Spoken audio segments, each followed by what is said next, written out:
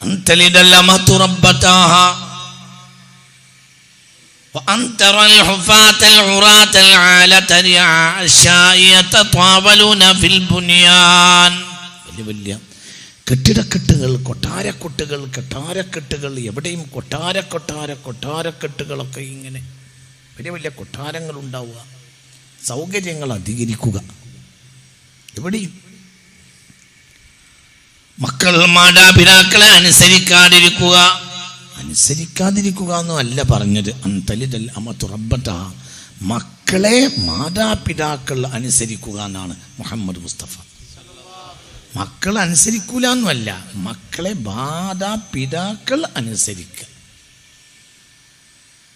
മക്കൾക്ക് കസേര, വയസ്സനായ ബാപ്പ ചെറുപ്പക്കാരനായ മകന് കസേര ഇട്ട് കൊണ്ടുവന്ന് മകനും ഒരാളും കൂടി സംസാരിക്കുന്ന ഒരു സദസ്സിൽ ഞാനൊരു വീട്ടിൽ ചെല്ലുമ്പോൾ ഒരു മകൻ ഒരാളോട് സംസാരിക്കുകയാണ്.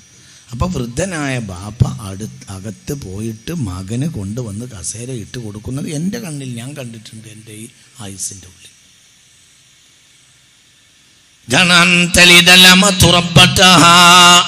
ബാപ്പ സർവൻ്റാകുക, ബാപ്പ ജോലിക്കാരനാകുക, പുരയിലെ ജോലിക്കാരനാണ് ബാപ്പ, മകൻ മുതലാളിയാകുക, ഒക്കട്ടിമറിയ. ഇങ്ങനെ ഒരു കാലം ഒന്നും അവർ പഴയ സ്വഹാബികളോ താബിഈങ്ങളോ കണ്ടിട്ടില്ല. ഉമ്മാനെ തോളിലേറ്റിയിട്ട് യമൻ നാട്ടിൽ നിന്ന് വന്ന് മക്കായിലേക്ക് വന്ന് സിയാറത്ത് പരിശുദ്ധ കഅബയെ തവാഫ് ചെയ്തു ഒരു സ്വഹാബി റളിയല്ലാഹു അൻഹു. പുണ്യ റസൂൽ മുസ്തഫ സല്ലല്ലാഹു അലൈഹി വസല്ലമയെ ഉമ്മാനെ ചുമന്നുകൊണ്ട് തന്നെ ആ സ്വഹാബി കണ്ടിട്ട് പറഞ്ഞു, അന ബഈറു ഉമ്മി യാ റസൂലല്ലാഹ്, ഞാൻ എൻ്റെ ഉമ്മയുടെ ഒട്ടകമാണ് നബിയെ എന്ന് പറഞ്ഞു. മിൻ യമൻ, ഞാൻ എൻ്റെ ഉമ്മാക്ക് ഒട്ടകമാണ്. എവിടുന്നാണ് ഉമ്മാക്ക് ഒട്ടകമായി വരുന്നത്?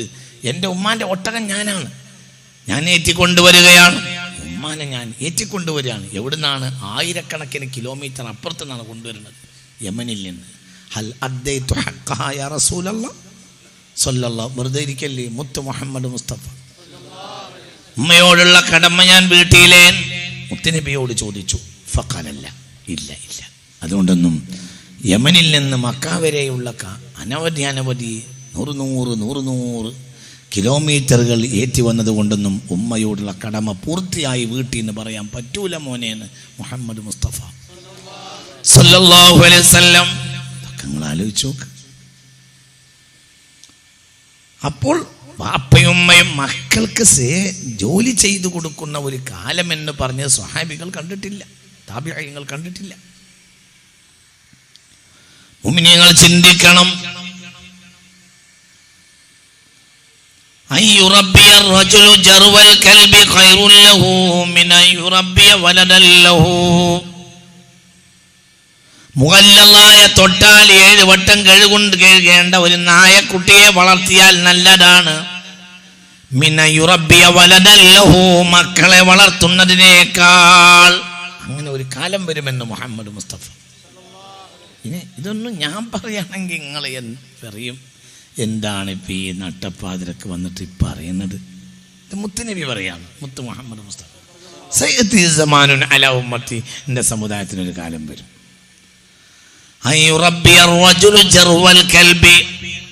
ഒരാൾ ഒരു നായക്കുട്ടിയെ വാങ്ങി വളർത്തുന്നത് ഖൈറുൽ ലഹു, അവന് ഖൈറായിരിക്കും.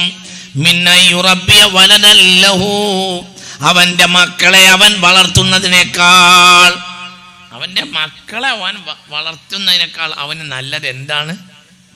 എന്താണ്? നായ്ക്കുട്ടിനെ വാങ്ങി വളർത്തലാണെന്ന് മുഹമ്മദ് മുസ്തഫ.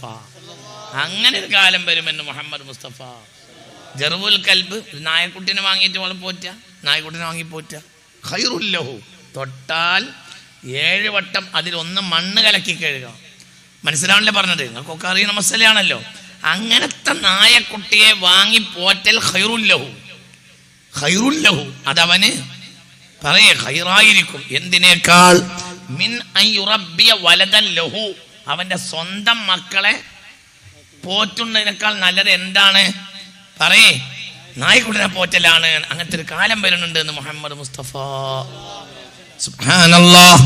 നിങ്ങൾ ചിന്തിച്ചു നോക്ക് മനുഷ്യന്മാര്. അള്ളാന്റെ ഹബീബ് പറഞ്ഞല്ലേ, അള്ളാന്റെ ഹബീബ് വെറുതെ പറയൂ.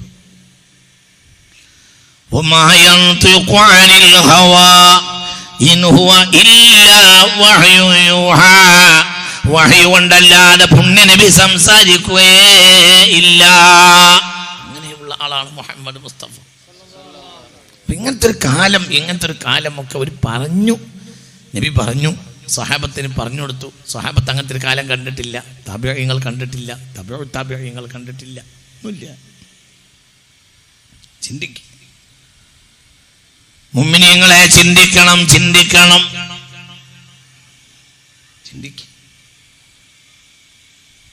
മുഅ്മിനീങ്ങളെ വളരെ ഗൗരവമായി ചിന്തിക്കണം.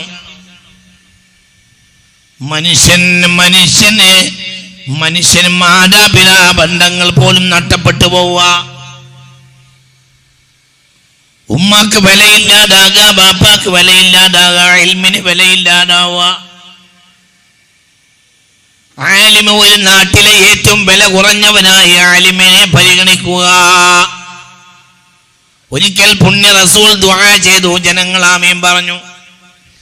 എന്താണ് റസൂലുള്ളാഹി ദുആ ചെയ്തത്? എന്താണ് സ്വഹാബികൾ ആമീൻ പറഞ്ഞോ?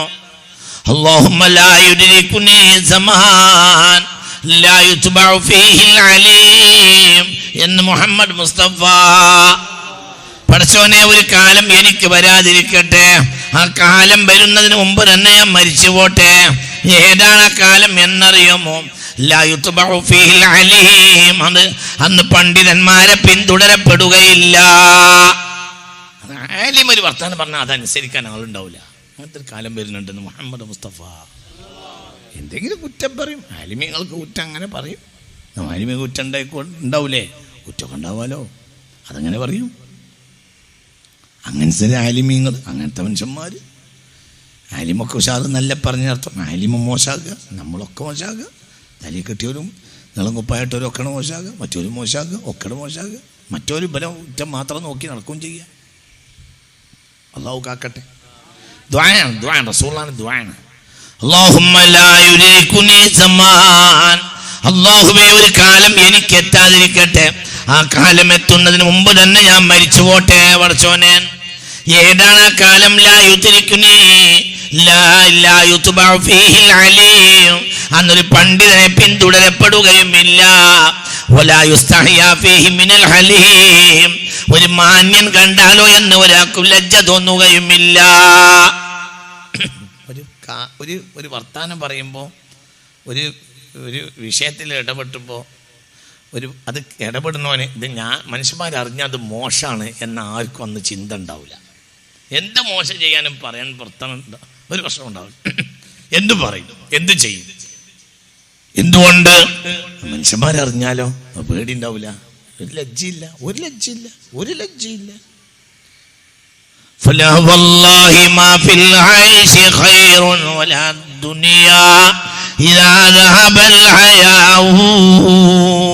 ലജ്ജ പോയാ പിന്നെ ദുനിയാവിൽ ഒരു ഖൈറും ഇല്ല. ലജ്ജ പോയാ പിന്നെ ഒരു ഖൈറും ഉണ്ടാവില്ല, ഒന്നും ഉണ്ടാവില്ല. അള്ളാഹു നമ്മളെ കാത്തിരക്ഷിക്കട്ടെ. അപ്പോൾ ഞാൻ ഇതിൻ്റെ ചില സാമ്പിളുകളാണ് ജനങ്ങളെ പറഞ്ഞത്. പിന്നെ ഇപ്പം അതിൻ്റെ അപ്പുറത്തേക്കാണ് പോയാൽ പറഞ്ഞിട്ട് കാര്യമില്ല. മുസ്ലിം രാജ്യങ്ങളെല്ലാം തമ്മിൽ ശത്രുക്കളാകുമെന്ന് മുഹമ്മദ് മുസ്തഫ. തമ്മിൽ ശത്രുക്കളാകും, ഒക്കെ തെറ്റും എല്ലാം.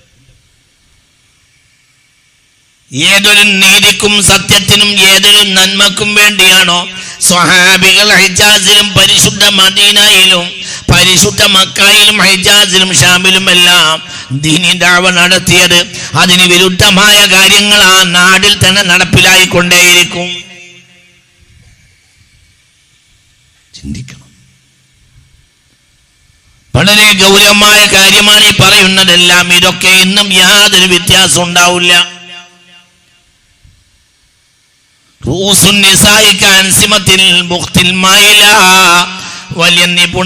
വലിയ ഉയർന്ന ഒട്ടകത്തിന്റെ പൂഞ്ഞ അങ്ങോട്ടും ഇങ്ങോട്ടും ആകുന്നത് പോലെയാണ്. പെണ്ണുങ്ങൾ തലമുടി മുകളിലേക്ക് കെട്ടുമെന്ന് മുഹമ്മദ് മുസ്തഫ. തമ്പുരാന്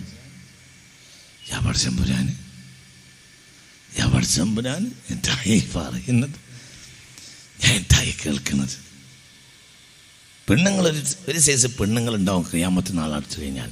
റൂസുന്ന കഅൻസിമത്തിൽ ബുഖ്തിൽ മാഇല. ആ പെണ്ണുങ്ങൾ ഏറ്റവും വണ്ണുള്ള അവയവം തലയിരിക്കും. മനസ്സിലായോ നിങ്ങൾക്ക്? ഇന്നിപ്പോൾ പെണ്ണുങ്ങളുടെ ഏറ്റവും വലിയ വണ്ണുള്ള സാധനം എന്താ? തലയിൽ ഇങ്ങോട്ട് കെട്ടിയിട്ട് മുടിയൊക്കെ ഒരു കോലത്തിൽ ഇങ്ങോട്ട് കെട്ടിയിട്ട് എന്താണ് പടച്ച തമ്പുരാനെ എന്ന് പറയാൻ പറ്റൂല.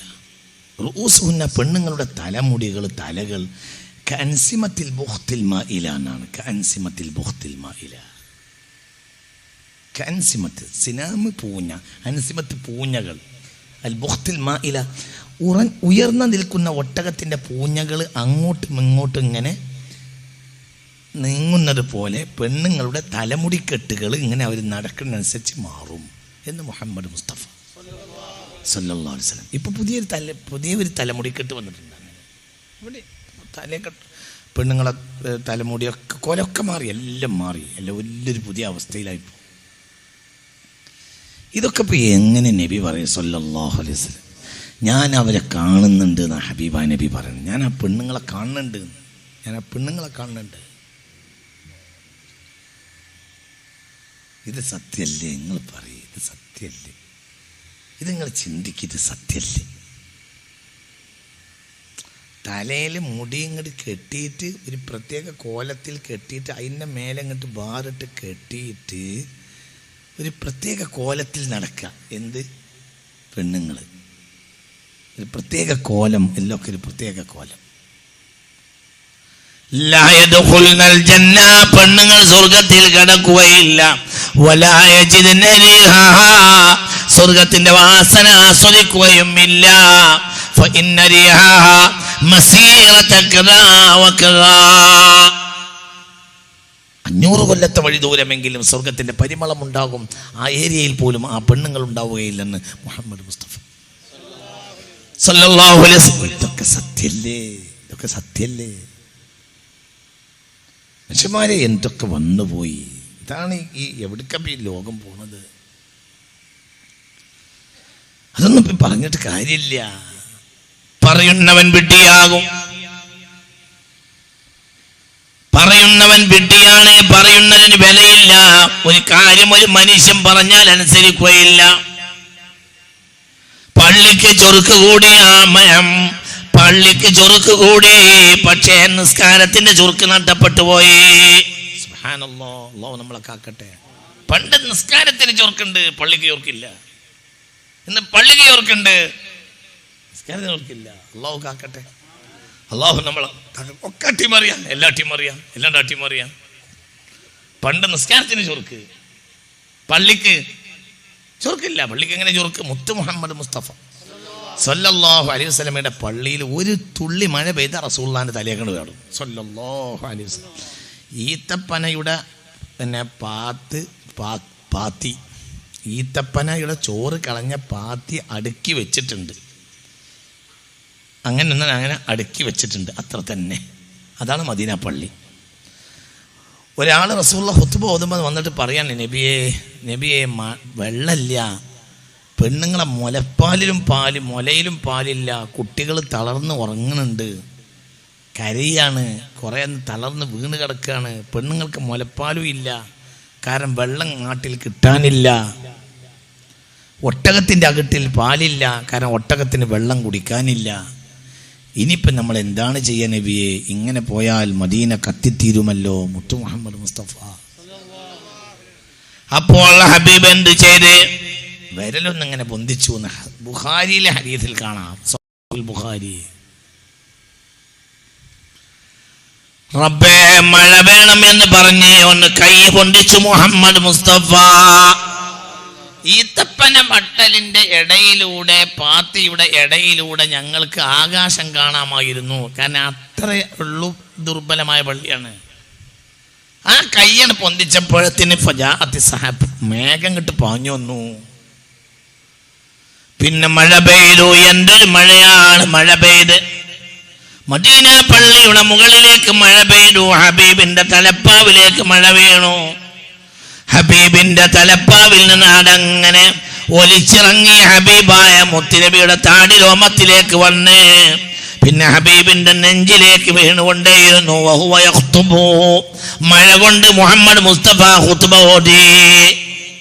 മഴ കൊണ്ട് റസൂലുള്ളാഹി ഖുത്ബ ഓതി. ഫസല്ലൈനാ ഫിൽ മായി, നിങ്ങൾ വെള്ളത്തിൽ നിസ്കരിച്ചു. വസജദനാ അലൽ മായി, വെള്ളത്തിൽ സുജൂദ് ചെയ്തു. നിങ്ങൾക്ക് പറഞ്ഞത് മനസ്സിലായോ? പിന്നെ ഞങ്ങൾ മഴ കൊണ്ടുപോയി, വെയിൽ കൊണ്ടുവന്ന ഞങ്ങൾ മഴ കൊണ്ട് തിരിച്ചുപോയി. ആ മഴ ഒരാഴ്ച മുടങ്ങാതെ നടന്നു. അള്ളാഹുവിന്റെ റസൂൽ പറഞ്ഞ മഴയായതുകൊണ്ടാവാം അള്ളാഹുവിന്റെ റസൂൽ പറയാതെ ആ മഴ തിരിച്ചു പോയില്ല. പിറ്റേത്തെ വെള്ളിയാഴ്ച ഹബീബായ മുഹമ്മദ് മുസ്തഫ സല്ലല്ലാഹു അലൈഹി വസല്ലം ഖുത്ബ ഓതുമ്പോൾ ദാക റജുലു ഔ റജുലുൻ ആഖിർ, അയാളാണെന്ന് ഓർമ്മല്ല, ഇനി വേറെ ആരാന്ന് ഓർമ്മല്ല. എണീറ്റെന്ന് നബിയോട് പറഞ്ഞു, നബിയെ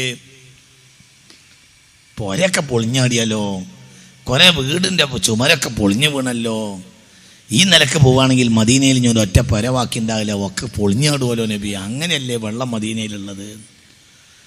അപ്പോൾ ഹബീബ് പറഞ്ഞു, അല്ലാഹുമ്മ ലാ അലൈനാ ബൽ ഹവാലൈനാ, അല്ലാഹുമ്മ ലാ അലൈനാ ബൽ ഹവാലൈനാ എന്ന് ഹബീബായ മുഹമ്മദ് മുസ്തഫ. പ്രശ്നം ഇനി ഞങ്ങൾക്ക് മഴ വേണ്ട, പരിസരത്തുണ്ടായിക്കോട്ടെ. അപ്പോൾ മഴ അങ്ങോട്ട് ഓടിപ്പോകുന്നതും ഞങ്ങൾ കണ്ടു എന്നും ആ സ്വഹാബ് റസൂലില്ല. ഇതിവിടെ ഞാൻ കൊണ്ടുവന്നത് എന്തിനാ? ഈ ഹദീസ് ഇവിടെ ഞാൻ കൊണ്ടുവന്നത് എന്തിനാ?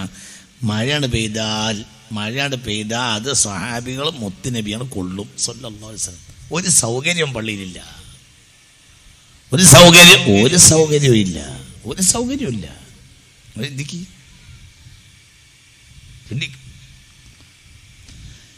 എന്നാൽ മസാജിദുഹും ആമിറ, വലിയ വലിയ പള്ളികളാകും.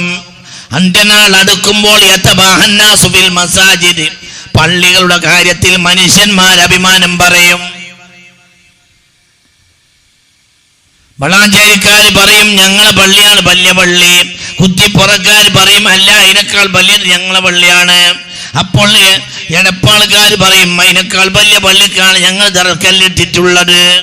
അപ്പോൾ കോട്ടക്കക്കാർ പറയും ഞങ്ങളെ പള്ളിക്ക് നിങ്ങളാരും ഒക്കൂല. അപ്പോൾ കോഴിക്കോട്ടുകാർ പറയും ഞങ്ങൾക്ക് എല്ലാ സൈസിലുള്ള പള്ളി ഞങ്ങളടുത്തുണ്ട്. ഇങ്ങനെ പറയും.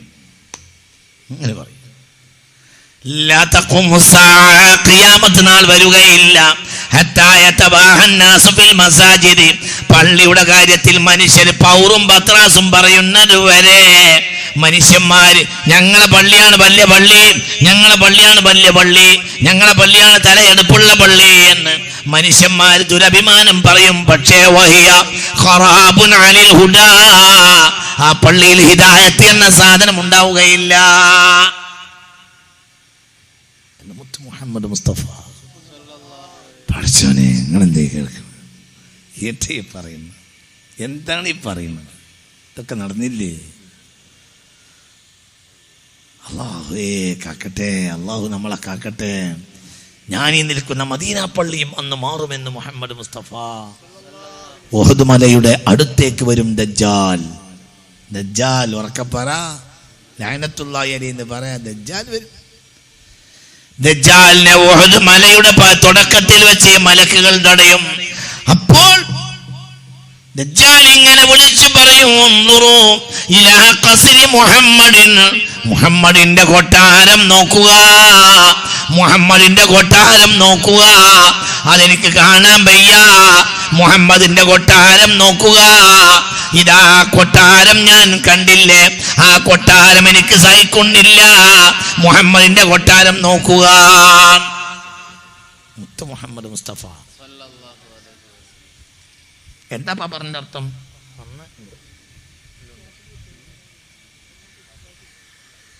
അന്ന് മദീന പള്ളി കൊട്ടാരമായിരിക്കും എന്ന് മുത്ത് മുഹമ്മദ് മുസ്തഫ. ഉൻദുറു ഇലാ ഖസ്രി മുഹമ്മദ്. സത്യം തന്നെയല്ലേ? ഇന്ന് മദീന പള്ളി കൊട്ടാരല്ലേ? കൊട്ടാരം തന്നെയല്ലേ? ചിന്തിക്ക്, മനുഷ്യന്മാരെ ചിന്തിക്കണം. അതുകൊണ്ട് അടയാളങ്ങൾ ഇനി വരാനുണ്ടെന്ന് വിചാരിക്കണ്ട. നമ്മൾ അടയാളത്തിന്റെ നടുവിലാണ് എന്ന് മനസ്സിലാക്കണം.